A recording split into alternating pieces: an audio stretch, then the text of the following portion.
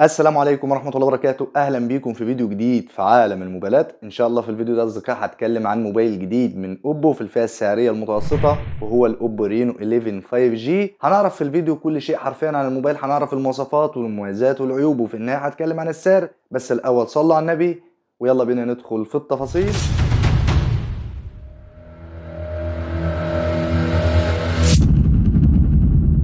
اهلا بيكم من جديد في عالم الموبايلات. هبدأ معاكم اولا بالمواصفات العادية للموبايل، والبداية مع التصميم. الموبايل مصنوع من خامات بلاستيكية سواء الظهر او الاطار الجانبي، اما الواجهة الامامية طبعا مصنوعة من الازاز. وابعاد الموبايل: الطول 162.4 مللي والعرض 74.3 مللي، اما سمك الموبايل 8 مللي والوزن 182 جرام. الحقيقة التصميم رائع وشيك ومفيهوش اي مشاكل، وكمان الوزن والتخانة او السمك مناسبين جدا مفهومش اي مشاكل. طبعا الموبايل بيدعم شريحتين اتصال 4G و5G، وبيدعم تركيب كارت ميموري علشان تزويد المساحة الخارجية. والموبايل بيدعم بصمة الإصبع موجودة في الشاشة، وبيدعم بصمة الوجه أو خاصية التعرف على الوجه. ومن أهم المميزات الموبايل بيدعم خاصية الاي ار بلاستر للتحكم في الأجهزة الكهربائية، وبيدعم خاصية NFC للدفع الإلكتروني الذكي أو نقل الملفات عن قرب، وبيدعم خاصية الاوتو جي لنقل الملفات عن طريق فلاشة خارجية من خلال منفذ الشحن. والموبايل بيدعم صوت الستيريو علشان تجربة الصوت تكون واضحة ونقية، وبيدعم ميكروفون عزل الضوضاء والضجيج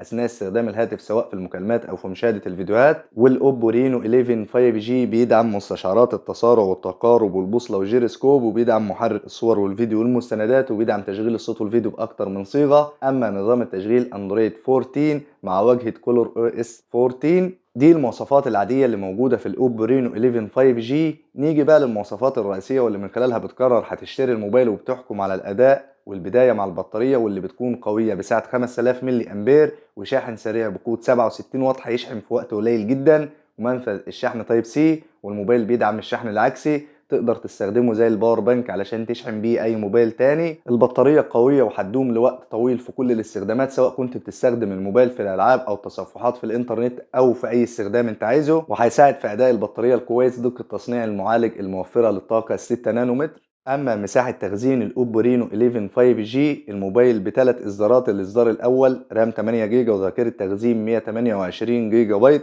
والاصدار الثاني رام 8 جيجا وذاكره تخزين 256 جيجا بايت، والاصدار الثالث والاخير رام 12 جيجا وذاكره تخزين 256 جيجا بايت. وطبعا الموبايل بيدعم تركيب كارت ميموري علشان تزويد المساحه الخارجيه في مكان منفصل، يعني الشريحه في مكان وكارت الميموري في مكان تاني. نيجي بقى لشاشة الموبايل، واللي بتكون من نوع الأوليد، نوع جامد جدا. شاشة منحنية على شكل الثقب بحجم 6.7 بوصة بجودة الفول اتش دي بلس بدقة 1080 بكسل في 2412 بكسل، مع معدل تحديث 120 هرتز هيفرق في سرعة الاستجابة بشكل كبير خاصة في الألعاب التقيلة، وكثافة بكسلات 394 بكسل لكل بوصة. والشاشة بتدعم خاصية ال HDR 10 بلس، ومعدل السطوع 950 شمعة، وعليها طبقة حماية من نوع ال AGC DT Star 2. ودي طبقة حماية قوية جدا للشاشة خاصة للشاشات المنحنية. الشاشة صديقي العزيز هتقدم أداء رائع حرفيا في كل الاستخدامات، سواء في الألعاب الخفيفة أو حتى في الألعاب التقيلة اللي الرسومات بتاعتها بتكون عالية زي لعبة بابجي أو كول اوف ديوتي أو فري فاير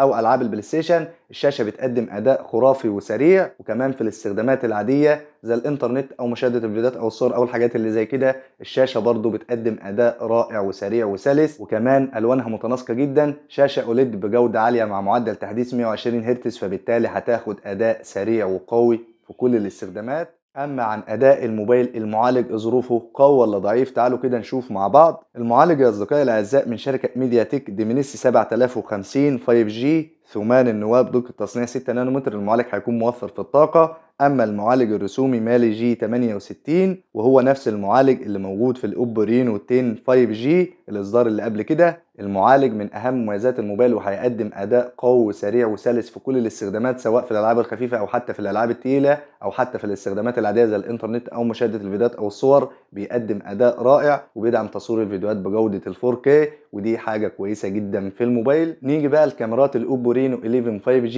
واولا الكاميرا الاماميه، واللي بتكون بدقه 32 ميجا بكسل بفتحه عدسه 2.4، وبتدعم ال HDR والبانوراما والتعرف على المشهد بالذكاء الاصطناعي، وبتدعم تصوير الفيديوهات بجوده ال 4K بدقه 2160 بكسل بمعدل التقاط 30 و60 اطار في الثانيه. الكاميرا الاماميه هتقدم اداء خرافي من حيث الجوده والالوان، هتاخد صوره رايقه وواضحه ما فيهاش اي مشاكل. وكمان من اهم مميزاتها بتدعم تصوير الفيديوهات بجوده ال 4K، ودي ودي حاجة محترمة جدا في الموبايل. اما الكاميرات الخلفية بتكون ثلاثية مع فلاش ليد. الكاميرا الاولى والاساسية بدقة 50 ميجا بكسل بفتحة عدسة 1.8 وبتدعم المثبت البصر الالكتروني علشان الصورة ما تكونش مهزوزة اثناء التصوير خاصة في الفيديوهات. اما الكاميرا الثانية بدقة 8 ميجا بكسل للتصوير الواسع الترا وايد بفتحة عدسة 2.2. اما الكاميرا الثالثة والاخيرة بدقة 32 ميجا بكسل تيليفوتو لتصوير الزوم او للتقريب حتى 2 اكس بفتحة عدسة 2.0. وطبعا الكاميرات الخلفية بتدعم اوضاع ال HDR والبانوراما والتركيز التلقائي والتصوير الليلي والتصوير البطيء والتعرف على المشهد بالذكاء الاصطناعي والالتقاط المتتابع ووضع اشارة الكف. وبتدعم تصوير الفيديوهات بجودة ال 4K بدقة 2160 بكسل بمعدل التقاط 30 و60 اطار في الثانية. الكاميرات الخلفية صديقي العزيز من اهم مميزات الموبايل وهتقدم اداء رائع وخرافي من حيث الجودة والالوان. هتاخد صورة رايقة وواضحة ما فيهاش اي مشاكل، وكمان في تصوير الفيديوهات بتقدم اداء روعة حرفيا. يعني لو انت منشئ محتوى زي حالاتي كده الموبايل ده هينفعك بشكل كبير. لو انت بتفكر تشتري موبايل عالي او موبايل في الفئة السعرية المتوسطة، الاوبو رينو 11 5G هيقدم اداء رائع ومناسب لكل الاستخدامات. اما عن الوان الاوبو رينو 11 5G، الموبايل بلونين بالاخضر والرمادي زي ما هو واضح قدام حضراتكم. نيجي بقى لمحتويات العلبة. بيكون موجود في علبة الاوبو رينو 11 5G الموبايل وعليه سكرينة من الشركة، وموجود راس الشاحن بقود 67 واط وكابل يو اس بي تايب سي، وموجود في العلبة جراب لحماية الموبايل ودبوس معدني لاستخراج شريحة الاتصال وكارت الميموري، وموجود دليل البدء السريع او كتيب التعليمات وشهادة الضمان. مش بيكون موجود في العلبة سماعات الهاند فري وده امر عادي بالنسبة لكل الشركات حاليا. تعالوا بقى نعرف مع بعض العيوب والمميزات للاوبو رينو 11 5G. بس قبل ما اتكلم في اي شيء لازم تعرف يا صديقي العزيز ان مفيش اي موبايل خالي من العيوب ولا موبايل كله مميزات. هبدأ اولا بالعيوب. من عيوب الموبايل غير مقاوم للماء والغبار زي المنافسين في نفس الفئة السعرية. ومن العيوب ما بيدعمش مدخل سماعات الأذن. وبرضه من العيوب مفيش أي تطوير حقيقي، هو نفس الأوبو رينو 10 5G الإصدار اللي قبل كده، ولكن ده أنا ما بعتبروش عيب طالما الموبايل بيقدم لي المطلوب. نيجي بقى للمميزات. من مميزات الموبايل بيجي بأحدث نظام تشغيل أندرويد 14 مع واجهة كولور أو إس 14 أحدث واجهة من أوبو. ومن مميزات الموبايل وزن خفيف وتصميم شيك. ومن المميزات الموبايل بيجي بسماعات السيريو مع ميكروفون عزل الضوضاء والضجيج أثناء استخدام الهاتف سواء في المكالمات أو في مشاهدة الفيديوهات. ومن المميزات في الموبايل البطارية كبيرة وهتدوم لوقت طويل في كل الاستخدامات وشاحن سريع بقود 67 واط. ده غير ان الموبايل بيدعم الشحن العكسي، تقدر تستخدمه زي الباور بانك وتشحن بيه اي موبايل تاني. ومن اهم مميزات الاوبو رينو 11 5G الشاشة أوليد بجودة عالية مع معدل تحديث 120 هرتز، فبالتالي بتقدم أداء طلقة وسريع في كل الاستخدامات خاصة في الألعاب التقيلة. ومن مميزات الموبايل المعالج قوي وسريع وسلس في أي استخدام سواء في الألعاب أو التصفحات العادية. ومن مميزات الموبايل الكاميرا الأمامية بتقدم أداء رائع من حيث الجودة والألوان وبتدعم تصوير الفيديوهات بجودة ال 4K.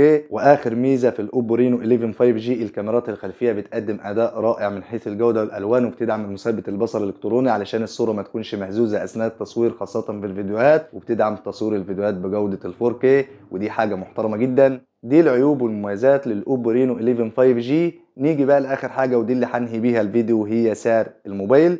هقول السعر بالدولار وفي بعض البلدان العربية، ولو انتوا حابين تعرفوا السعر بأي عملة سيبولي تعليق وهرد عليكم فورا إن شاء الله. سعر الموبايل بالنسبة لنسخة الرام 12 جيجا وذاكرة تخزين 256 جيجا بايت بحوالي 425 دولار أمريكي، يعني بالمصري 17000 جنيه، والموبايل بضمان دولي. أما سعر الموبايل في السعودية 1600 ريال وفي الإمارات 1600 درهم. أما سعر الموبايل بالمغربي 4490 درهم، والسعر بالكويتي 125 دينار، والسعر بالعراقي 555335 دينار، والسعر في الأردن 300 دينار، وفي ليبيا 2354 دينار، وأخيرا سعر الموبايل في فلسطين الحبيبة 2060 شيكل. دي أسعار الموبايل بالدولار وفي بعض البلدان العربية لنسخة الرام 12 جيجا وذاكرة تخزين 256 جيجا بايت. وحاجة مهمة جدا لازم تعرفوها، السعر قد يختلف بالزيادة أو النقصان على حسب الدولة أو على حسب الأسواق. وبس كده، يا رب الفيديو يكون عجب حضراتكم وقدرت افيدكم بشكل كبير. ما تبخلوش على اخوكم بالدعم، لايك للفيديو واشتركوا في القناه وفعلوا الجرس لو بتشوفوني من على اليوتيوب. اما لو بتشوفوا الفيديو من على فيسبوك لايك للفيديو ومتابعه للصفحه. في النهايه ما تنسوش تصلوا على النبي. اشوفكم على خير في فيديوهات جديده ان شاء الله. سلام.